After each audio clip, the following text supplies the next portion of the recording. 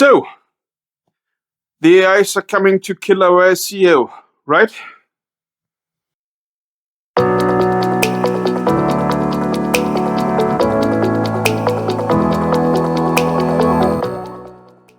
Hello, Pirate Ponders. Chris here from WordRadar.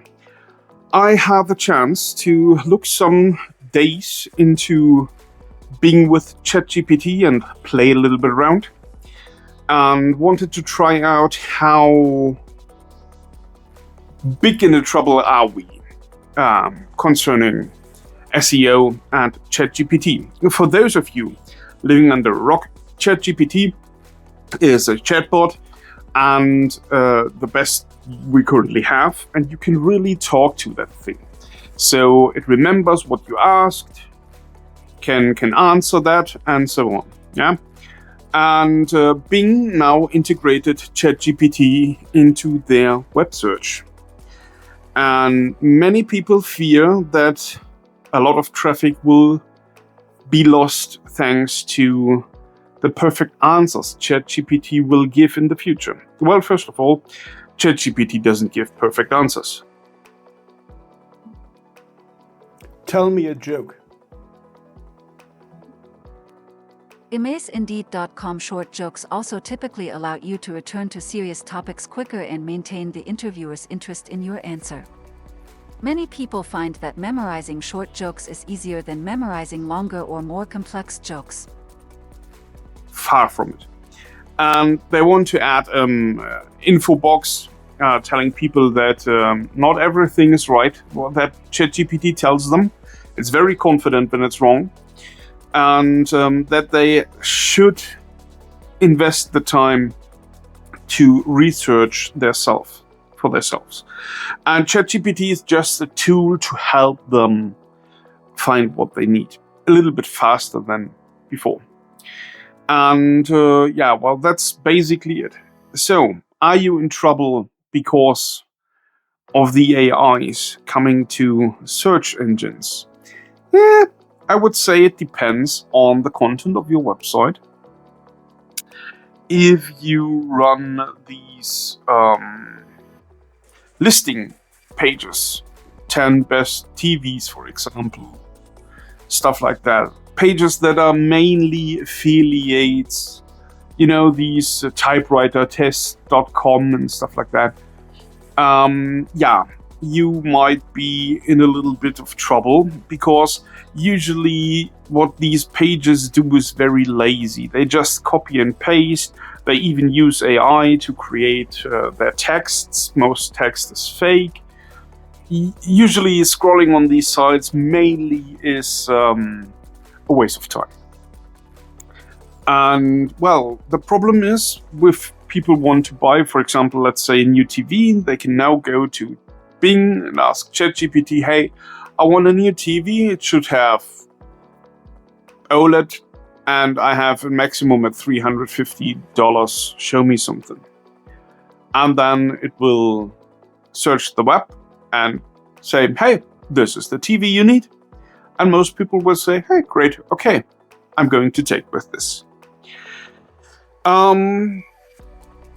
Well, that's at least what we've seen so far, how people behave. If they want something specific and someone tells them something specific, they usually run with the first information they get.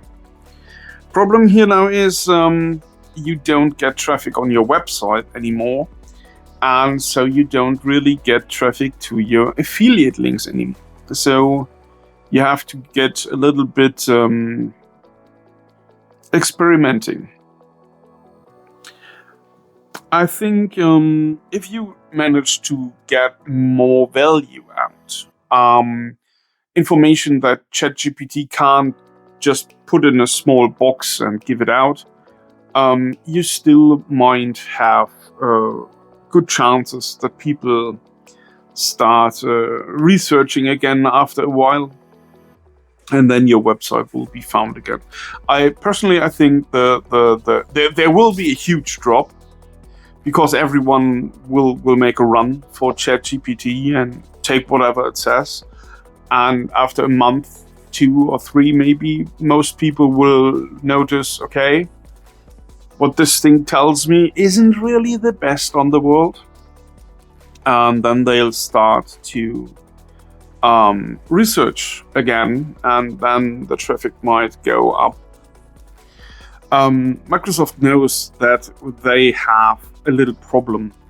If website content providers notice that specific content doesn't get any traffic anymore, people might stop posting that content. And, well, if there's no new content, ChatGPT can't give out any more information or newer information. And so we have a spiral about a huge content loss. But I don't think that that's a valid point.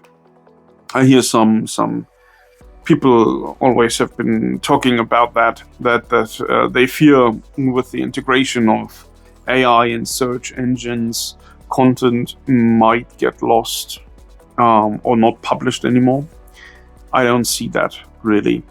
What I see is you might have, even with a non-affiliate website, just a normal website for small business, for example, or a community page, stuff like that, you might run into trouble if you mainly work with keywords or short tail keywords. People start now conversations with these chatbots, and so they really talk to them. And these bots try to find content that is as close as possible to the question it got asked. And, well, if you run with long tail keywords, you won't have too much of a problem. You already put your thoughts in. What are people interested in this topic? What are the answers they seek? Stuff like that. And maybe you have to rephrase something here and there, but I don't think that that's a huge issue. On the other hand, if you worked primarily with short-term keywords or just single keywords at all, you might run into trouble because no one is going to ChatGPT, just throw a word or two and expects an answer. That would be too unspecific. People might have Googled in the past like that. You just throw in, for example, printer driver brother. And, well, you've got a website where you could download your printer driver.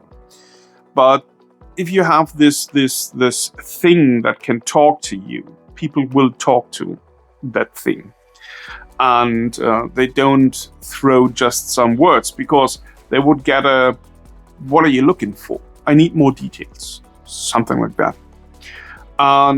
That's the first advice I can give you. Think about your long tail keywords.